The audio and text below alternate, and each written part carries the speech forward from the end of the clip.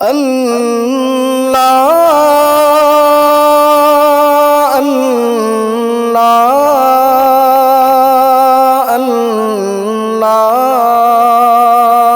اللہ۔ ناظرین گرامی، السلام علیکم ورحمۃ اللہ وبرکاتہ۔ میں ہوں آپ کا میزبان انصار عزیز ندوی، اور آپ اس وقت سیدھی بات ٹی وی چینل کے خصوصی پروگرام ذکر میرے حبیب کا صلی اللہ علیہ وسلم دیکھ رہے ہیں۔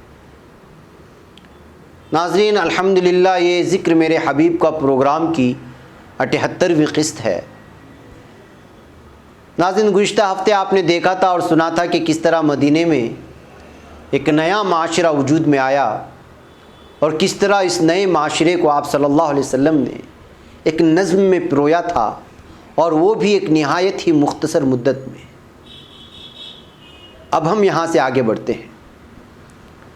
ناظرین، جن لوگوں میں خود اپنی کوئی قدر و قیمت باقی نہ رہی ہو، جن کے پاس کوئی جاندار پیغام موجود نہ ہو، جن کا اخلاق و کردار زمانے کے لیے کوئی جاذبیت نہ رکھتا ہو، اور جن سے کسی تعمیری خدمت کی توقع انسانیت کو نہ رہی ہو، وہ محض دوسروں کا راستہ روک کر اور ان کا منہ چڑھا کر اپنا کوئی مقام نہیں بنا سکتے۔ جن کے پاس جمود، فساد، بگاڑ اور تخریب کے سوا اور کوئی متاع حیات باقی نہ رہی ہو، وہ اصلاحی و تعمیری کام کرنے والی کسی متحرک طاقت کے منہ چڑھا کر اپنے اندر قدر و قیمت پیدا نہیں کر سکتے۔ انجام کار ایسوں کے حصے میں ذلت و نامرادی کے سوا اور کچھ نہیں ہوتا، مگر جب جذباتی رد عمل کی رو میں بہہ کر کوئی فاسد طاقت اندھی ہو جاتی ہے تو پھر وہ انجام کو نہیں سوچتی، بس آگے ہی آگے بڑھتی جاتی ہے۔ یہود کی فاسد طاقت بھی احساس کہتری، حسد کے مارے اندھی ہو کر اسلام سے اجلجنے لگی۔ ناظرین، یہود کا کردار مسلمانوں کے کردار کے بالمقابل رکھ کر دیکھنے سے ایک نتیجہ یہ بھی اخذ ہوتا ہے کہ سچائی کے کسی علمبردار کی صدا پر لبیک کہنے والوں کا اخلاق جتنا بلند ہوتا جاتا ہے، اس کی مخالفت کرنے والوں کی سیرتوں میں اتنا ہی زوال پیدا ہوتا جاتا ہے۔ مثبت تحریک اپنے دائرے میں انسانیت کو جتنا زیادہ سنوارتی ہے، منفی رد عمل اپنے حلقے میں اتنا ہی زیادہ فساد اور بگاڑ پیدا کرتا چلا جاتا ہے۔ اسلامی معاشرے کے سربراہ کار کے سامنے ایک طرف بڑا، وسیع اور متعدد پہلو رکھنے والا تعمیری منصوبہ تھا، دوسری طرف مسلسل آنے والے مہاجرین کی بحالی اور ان کو معاشی سہارا بہم پہنچانے کا مسئلہ تھا، تیسری طرف قریش مکہ کی طرف سے ہر لحظہ حملے کا امکان تھا اور اس کے لیے دفاعی استحکام کی ضرورت تھی، اور ان ساری مشکلوں میں اضافہ کرنے والی بڑی مشکل یہ تھی کہ مدینے کی نوخیز ریاست اور زیر تشکیل معاشرے کے اپنے دائرے میں غداروں اور سازشیوں کی ایک بڑی بھاری تعداد فتنہ انگیزیاں کر رہی تھی۔ غور کیجئے گا کہ سرور عالم صلی اللہ علیہ وسلم کی ذمہ داریاں کتنی نازک اور پیچیدہ ہو گئی ہوں گی۔ خیال میں لائیے کہ ایک جان کتنی گوناگوں الجھنوں میں دن رات الجھی رہتی ہے۔ اندازہ کیجئے کہ چھوٹی سی اسلامی جماعت اور ابتدائی مراحل سے گزرتی ہوئی تحریک کیسے جان جوخم میں پڑی ہوگی، اور اس ساری صورتحال کو پیدا کرنے کا صحرا تاریخ میں یہود کے سر بندہ نظر آتا ہے۔ جی ہاں، یہ خدا کو ماننے والوں، ابراہیم علیہ السلام اور موسیٰ علیہ السلام کے پروانوں، تورات کے علمبرداروں اور علم و تفقہ اور تقدس و تقوی کے ٹھیکیداروں کے سر ہوئے تم دوست جس کے اس کا دشمن آسماں کیوں ہو۔ ناظرین، ابتدا میں یہود کو رسول اکرم صلی اللہ علیہ وسلم اور اسلام سے بڑی اچھی امیدیں تھیں۔ وہ دیکھ رہے تھے کہ یہ نئی طاقت انہی کی طرح بنو اسماعیل سے برسر اختلاف ہے۔ یہود جن انبیاء علیہ السلام کے نام لیوا تھے ان کو مانتی ہے، ان کی کتاب کا احترام کرتی ہے، انہی کے مرکز عبادت یعنی بیت المقدس کو اپنا قبلہ بنائے ہوئے ہے۔ بنا بری ان کا اندازہ یہ تھا کہ آہستہ آہستہ ہم رسول اکرم صلی اللہ علیہ وسلم اور آپ صلی اللہ علیہ وسلم کے رفقا کو اپنے اندر جذب کر لے جائیں گے۔ یہود کا ذہن حق پرستانہ طرز پر نہیں سوچ رہا تھا، بلکہ ایک خالص سوداگرانہ طرز فکر تھا۔ وہ سمجھ رہے تھے کہ یہ اجڑے پچھڑے لوگ جو سینکڑوں کی تعداد میں یوں اکھڑے چلے آ رہے ہیں، ان کو ہم اپنے باڑے کی بھیڑیں بنا سکیں گے۔ اسی امید پر انہوں نے مسلمانوں کے ساتھ بھڑ گئی تھی۔ چوڑی رد و قد کے معاہدات استوار کر لیے اور اس سیاسی تنظیم کو گوارا کر لیا جو مدینے میں قائم کی جا رہی تھی۔ ان کا اندازہ یہ تھا کہ یہ سیاسی طاقت جو اپنی کونپلیں نکال رہی ہے یہ تو بس ہماری جیب میں ہے، ہماری پیری اور مشیخت کی گدیاں اس کو چار جانب سے احاطہ کیے ہوئے ہے، اور ہمارے علم و تقویٰ کی ساق اپنے دامن اس کے اوپر پھیلائے ہوئے ہے۔ کوئی سوال نہ تھا حق و صداقت تک رسائی حاصل کرنے کا، کوئی کاوش نہ تھی فکر و کردار کو سنوارنے کی، کوئی اہتمام نہ تھا عاقبت بنانے کا، مجرد ایک گروہی مفاد کی سیاست تھی جو ان کمبختوں کے سر پر سوار تھی۔ ان کے نزدیک تو گویا مدینے کے ماحول میں ان کے گھر کے دروازوں پر شکار آ کر جمع ہو رہا تھا اور وہ اپنے جال تیار کیے گھات میں بیٹھے ہوئے تھے۔ ان کی نگاہ میں گویا مچھلیاں تھیں جو غول در غول ساحل کے پاس آ رہی تھی، اور یہ ماہی گیر کھلی ہوئی باچھوں کے ساتھ مذہبی مکاری کی ڈوریاں اور کنڈیاں پانی میں ڈال رہے تھے۔ مگر کچھ ہی مدت کے تجربے سے ان کی خوش فہمیوں کا خاتمہ ہونے لگا۔ انہیں اسلامی جماعت نے جتا دیا کہ یہ کوئی سستا شکار نہیں ہے، یہ ایسی مضبوط طاقت ہے کہ شکاری اس کے ہاتھوں خود شکار ہو کے رہ جانے والے ہیں۔ ان کی نگاہوں کے سامنے آہستہ آہستہ ایک انقلابی مزاج کی ریاست پروان چڑھنے لگی، اور یہ ریاست اپنے وجود میں قلعے کی طرح مضبوط بنتی گئی۔ یہود کو چند ہی دن میں معلوم ہو گیا کہ یہ ریاست جس کے بنانے میں دستوری معاہدے کی بنا پر وہ خود بھی حصے دار ہیں، ان کے ہاتھوں میں کٹ پتلی نہیں بن سکتی، نہ اس میں انگلی دھسانے کی ان کو کوئی جگہ مل سکتی ہے۔ انہوں نے اپنے لیے جو مقام سیادت اس میں حاصل کرنا چاہا، اس کے بارے میں ان کو جلد ہی نامرادی کا سامنا کرنا پڑا۔ اس کے مختلف اداروں اور سرگرمیوں میں انہوں نے نفوذ اور تصرف حاصل کرنے کی جو کوششیں کی، ان میں بار بار منہ کی کھانی پڑی۔ اس ریاست کے صدر اور کارپردازوں اور اس کے اصولوں پر ایمان رکھنے والے شہریوں کو انہوں نے اپنے ہاتھ میں لینے کے جتنے بھی منصوبے اختیار کیے وہ سب ناکامی کا شکار ہو گئے۔ الٹا اولین مراحل میں یہ ہوا کہ یہود کے اپنے آدمیوں نے محسن انسانیت صلی اللہ علیہ وسلم کی پیش کردہ صداقتوں کے سامنے سر تسلیم خم کرنا شروع کر دیا۔ یہ خطرناک انقلابی رو عامیوں ہی کو نہیں، عام آدمیوں کو ہی نہیں، ان کی بعض سرکردہ ہستیوں کو بھی بہا لے گئی۔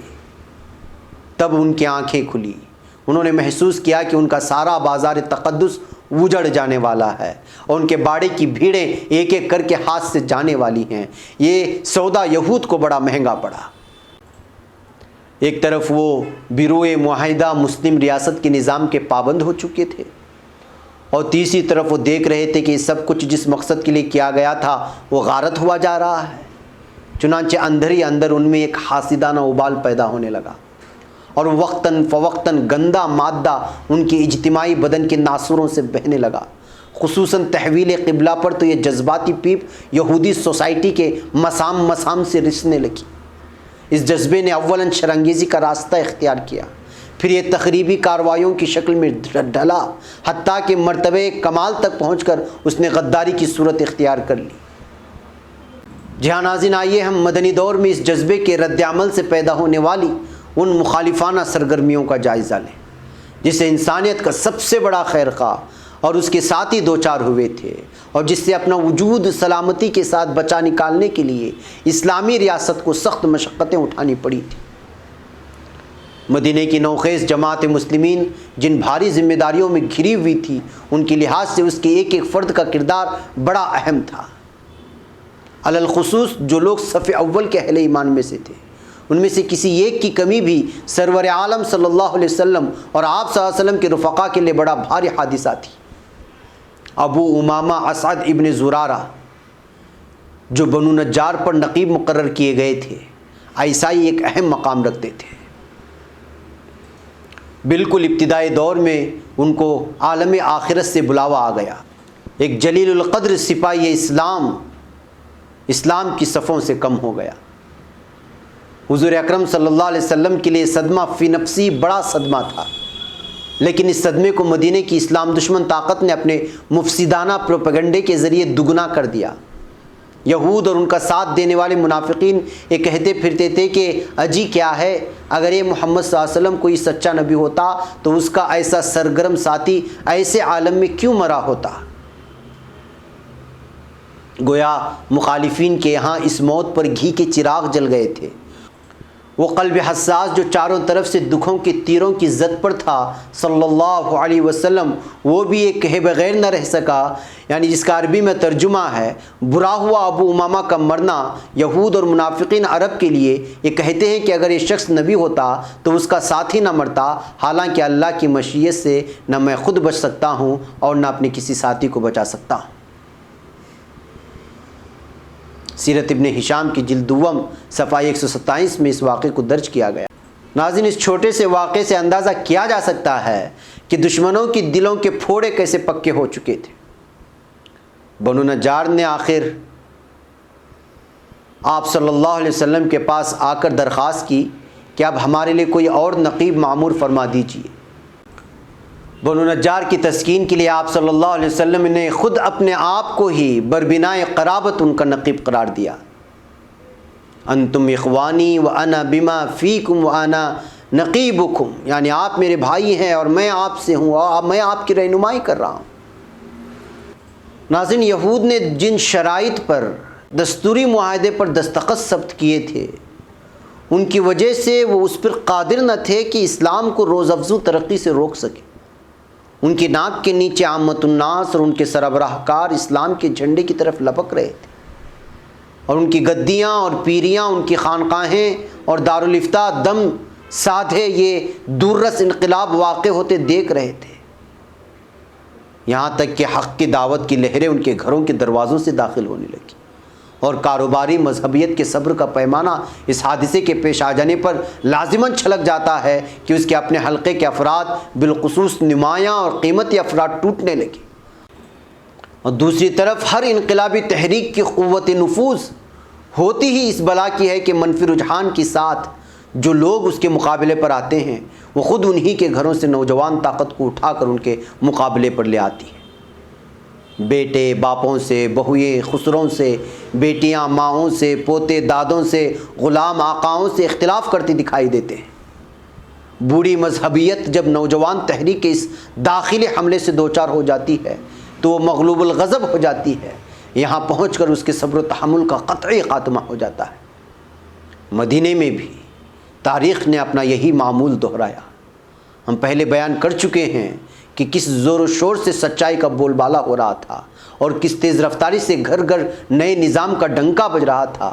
اس تغیر احوال کو دیکھ کر یہود کے سینوں پر سانپ لوٹ لوٹ جاتے تھے، خصوصیت جب قبائل کے سردار اور شہرت یافتہ با اثر شخصیتیں اسلام کی فطری پکار پر لبیک کہتی تھی تو حسد اور احساس قہتری کی وجہ سے پورے یہودی معاشرے کے بدن پر کپ کپی طاری ہو جاتی تھی۔ مثلاً ان کے دیکھتے دیکھتے جس دن ابو قیس ابی انس نے کلمہ حق کو سینے میں جگہ دی ہوگی، اس دن یہودیت کے سینے میں کیا کیا ابال نہ اٹھے ہوں گے۔ یہ ایک نامور بزرگ تھے، دور جاہلیت ہی میں موصوف کی طبیعت پلٹا کھا گئی تھی، محض فطرت کی رہنمائی سے بت پرستی چھوڑ دی، غسل جنابت کو لازم ٹھہرا لیا، حائضہ عورتوں سے پرہیز اختیار کیا، پہلے نصرانیت کی طرف مائل ہوئے مگر ٹھٹک گئے، اپنے گھر میں مسجد بنا لی جس میں ناپاکی کی حالت میں داخل ہونے سے اجتناب رکھا۔ کہتے تھے کہ میں ابراہیم علیہ السلام کے رب کی بندگی و غلامی کرتا ہوں۔ یہ بزرگ ضعیف العمر تھے، حق بات کہنے میں بہت جرأت دکھانے والے اور جاہلیت میں اللہ تعالیٰ کی عظمت کا اعلان کرنے والے تھے۔ اپنے دلی جذبات کو شعر کا قالب دیا، چند اشعار کتابوں میں منقول ہے۔ ایسے ذہین اور نیک سیرت بزرگ کا مقام خاصا نمایاں ہی ہوتا ہے۔ کیا بعید کہ یہود کی ان سے بحثیں رہتی ہوں اور انہوں نے اس بزرگ کو اپنی طرف کھینچنے کی کوشش بھی کی ہوں، لیکن اس شخص کی فطرت صالحہ نے دین حق کا جو ذوق پیدا کر دیا تھا وہ بجز داعی اسلام کی کسی سے تسکین نہ پا سکا۔ رسول اکرم صلی اللہ علیہ وسلم مدینہ پہنچے تو قسمت کے جاگ اٹھنے کی گھڑی آ گئی تھی، اور یہ بزرگ حلقہ دعوت اسلام میں شامل ہو گئے اور بہترین طریق سے اسلام پر عمل پیرا ہو گئے۔ اس واقعے سے یہود میں جو رد عمل ہوا ہوگا اس کا کچھ نہ کچھ اندازہ قوت تصور کے بل پر کیا جا سکتا ہے۔ لیکن یہاں تک تو خیر، پھر بھی جو کچھ ہوا بیرون در ہوا۔ سنگین حوادث تو وہ تھے جو اسلامی دعوت کی درون خانہ گھس آنے پر رونما ہوئے۔ ان میں سے یہود کے ذہنی توازن کو بالکل تلپٹ کر دینے والا واقعہ ان کے ایک جلیل القدر عالم کا ذہنی انقلاب تھا۔ تاریخ گواہ ہے کہ اکابر میں چاہے وہ اہل دنیا ہو یا اہل مذہب، قبول حق کی صلاحیتوں کا تناسب بہت کم ہوتا ہے، لیکن ہر دائرے میں فطرت صالحہ رکھنے والے افراد ضرور موجود ہوتے ہیں، اور وہ خورشید صداقت کے جلوہ آرا ہو جانے پر آنکھیں موند کر تعصب کے غاروں میں جا نہیں چھپتے، بلکہ سنہری اور روپہلی شعاعوں کے لیے دل اور دماغ کے دریچے کھول دیتے ہیں۔